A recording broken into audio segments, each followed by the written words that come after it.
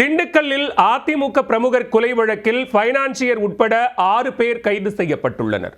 பைனான்சியரை கொலை செய்ய ஸ்கெட்ச் போட்டவர் கொலையானது எப்படி?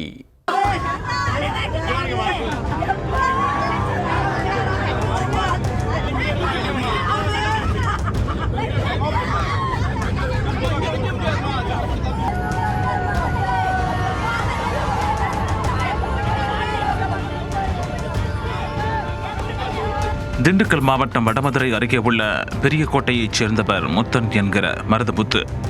செங்கல் சூளை நடத்தி வந்த மருதமுத்து திருமணம் செய்து கொள்ளவில்லை.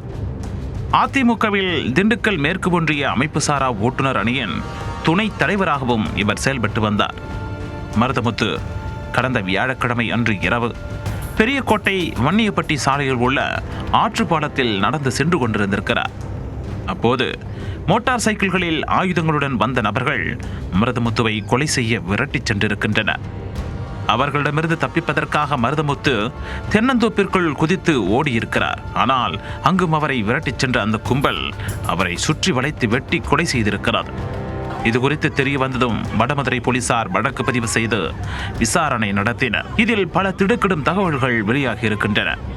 மருதமுத்து கொலை வழக்கில் ஃபைனான்ஸ் தொழில் நடத்தி வரும் வினோத்குமார், காப்பிலியப்பட்டியைச் சேர்ந்த பகவதி, பண்ணைப்பட்டியைச் சேர்ந்த கவியரசு, திண்டுக்கல் ரவுண்ட் ரோடு பகுதியைச் சேர்ந்த ஜெயக்குமார், தர்மராஜ், பெரியகோட்டை பகுதியைச் சேர்ந்த முத்துக்குமார் ஆகிய 6 பேர் கைது செய்யப்பட்டுள்ளனர்.